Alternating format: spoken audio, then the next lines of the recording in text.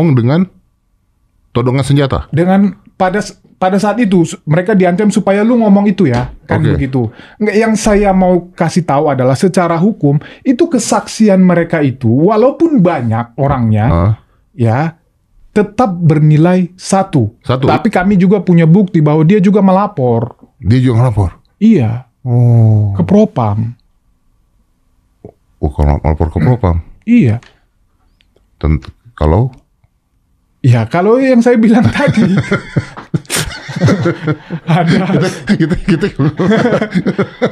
Iya, jadi menurut dokumen yang kami terima, beliau melapor katakanlah ketidakprofesional ya. Ketidakpuasan lah gitu ya. Ketidakprofesional gitu loh. Ada, kita pegang nanti saya tunjukkan. Jadi Pak Budiari korupsi apa tidak?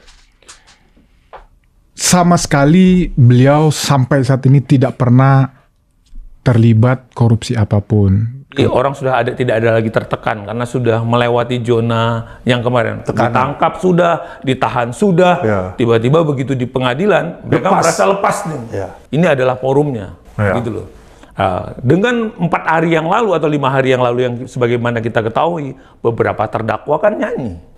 Mulai nyanyi kan. Ada terdakwa yang nyanyi, ada yang menyatakan Pak Menteri tidak terlibat. Siapa yang bilang Pak Menteri yang tidak terlibat? Hanya Zulkarnain karena CS. Sohib, lu pasang badan. Nanti kalau apa-apa kita backup. Kira-kira kita juga mendapat informasi memang ada, ya itulah yang kita katakan bahwa memang ada upaya menyeret-nyeret. Ini kayaknya lu ngomong nggak berani ngomong-ngomong banget ya. Bahaya ya. Iya kan? Ya, begini loh. Apa ya saya mau katakannya? Kita dapat informasi. Kita dapat informasi ada misalnya ditekan, dipaksa segala macam. Tetapi kan kita tidak bisa sampaikan itu. Ya, karena tidak ada bukti juga. Karena kita tidak punya bukti. Nah itu kalau memang Budiari tidak kuat data, fakta, dan bukti hukumnya, tentu dia tidak, tanda kutip yang saya sebut ya, bahwa dia tidak bisa tidur lagi loh. Pesan itu kan pesan sudah masuk pertama kali dengan menyebut nama Ari di kejaksaan atau di jaksa gitu kan. Orang kan lebih cenderung percaya daripada counter yang dilakukan oleh Budi Ari bahwa dengan menarik-narik nama tertentu atau dan tertentu, orang tidak akan percaya itu kecuali Budi Ari langsung membongkar fakta. Kalau katanya Cak Islah kemarin itu kan ada kejadian Cen Tony ngasih duit ya, kalau Anda tonton ya, pakai bungkus kopi, rumahnya 500 juta itu kan, dan itu ada di BAP katanya. Saya tidak tahu kalau di BAP. Nah, ini orang-orang dia kan, dan juga ada yang bagian yang mengalirkan dana tadi, karena dicuci nih, supaya nanti ya makanya nggak akan pernah ketemu dengan Pak Menteri dong, uang udah bersih kok, gitu loh Bang. Nah jadi ya seperti yang tadi kita sampaikan ya, saya yakin ini akan terus berkembang. Ya secara politis mungkin juga Pak Prabowo pasti akan melihat gitu loh. Kalau ini kira-kira apakah memang nanti akan penggantian, ini adalah prerogatif beliau. Tapi saya menduga ini kayaknya adalah apa ya, seperti tali itu udah diikat ke leher beliau. Ya tapi kok bisa orang yang mengatakan iya terus tiba-tiba bilang enggak gitu? Itu kan namanya Zulkarnain. Zulkarnain itu tidak pernah mengatakan itu. Yang bilang iya siapa? Yang mengatakan bahwa ada itu dari setahu saya dari keterangan terdakwa yang kominfo itu. Kasus yang dihadapi oleh Pak Budiari ini kan kasus waktu katakan adanya munculnya ketika menjadi menteri di Kominfo sekarang Komdigi kan itu. Lah bagaimana menjelaskan ini sementara beliau sekarang adalah menteri di Koperasi, tetap menjadi menteri pejabat ini. Nah, menurut saya supaya tidak ada kegaduhan yang bertele-tele, sebagusnya kasus hukum apa yang disampaikan Pak Mahfud dengan sangat lugas gitu ya, sangat terang benderang seperti itu ditanggapi secara serius di institusi penegak hukum untuk sesegera mungkin supaya ini tidak nanti menjadi noktah kabinet saat ini. Karena tidak usah saling menyalahi, biarlah proses hukum, hormati hukum itu. Saya mohon Mabes Polri laporan daripada kader kami ini tolonglah segera direalisasikan. Biarlah nanti ya pengadilan lah. Benar nggak? Kan begitu. Nah, jatah PM itu diterima oleh si Zulkarnain.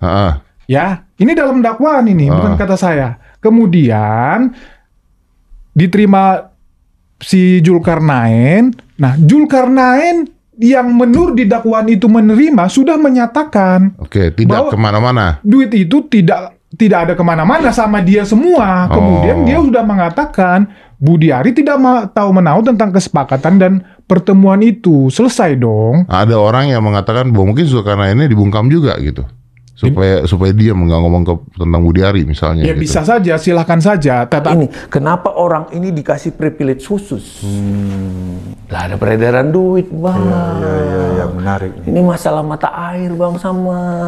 Kementerian Kominfo sekarang Komdigi itu situasinya kepercayaan publik terhadap Kominfo itu sangat rendah karena diguncang oleh masalah judi online. Ya. Nah, kalau kejaksaan lebih serius, ini lebih besar uang yang bisa ditemukan ya, kerugian yang bisa ditemukan ya. Makanya dicari TPPU-nya, mereka nukarnya di mana, money changer-nya di mana, cara penukaran-tukarannya ya dari bendera khususnya tadi, Bang, Bensusnya. Ya. Tapi ini belum dilakukan ya? Belum.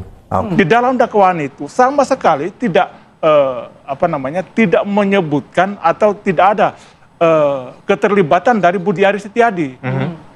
Para terdakwa mengatakan misalnya ada pembagian jatah dan segala macam yang katanya 50% itu. Itu kan sudah dibantah juga sama Zulkarnain Apriantoni ya. Itu pernyataan itu atau keterangan itu diberikan di bawah sumpah karena itu di pengadilan. Betul. Nah, tapi kan faktanya masuk dalam materi dakwaan. Nah, terus diulang gitu ya. Bukan yang pertama kali disampaikan bahwa pemerintahannya ini harus pemerintahan yang bersih, pemerintahan yang akan mengeksekusi program untuk rakyat.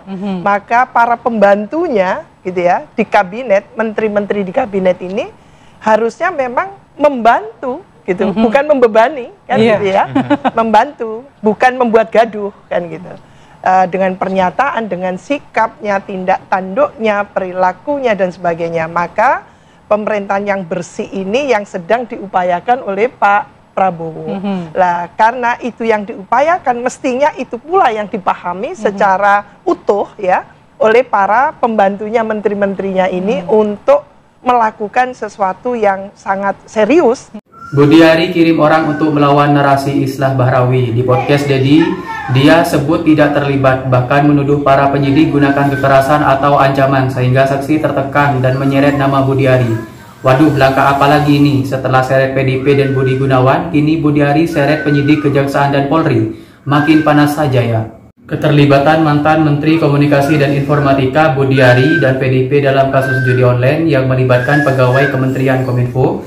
Bantuan disampaikan kuasa hukum salah satu terdakwa ZA, Christian Arensan Tanuwijaya Maulado, usai sidang di Pengadilan Negeri PN Jakarta Selatan. Christian mengungkapkan kliennya bukan kader PDIP. Menurut dia, kliennya adalah profesional dan pengusaha. Christian mengatakan si Budi Ari menerima dana hasil melindungi judul sebenarnya adalah kesepakatan dari para terdakwa, sehingga ia mengatakan Budi Ari tidak pernah sekalipun meminta komisi 50% atau menerimanya. Christian menjelaskan kasus tersebut menjadi simpang siur karena aliran dananya terputus di bandar dan pemilik website.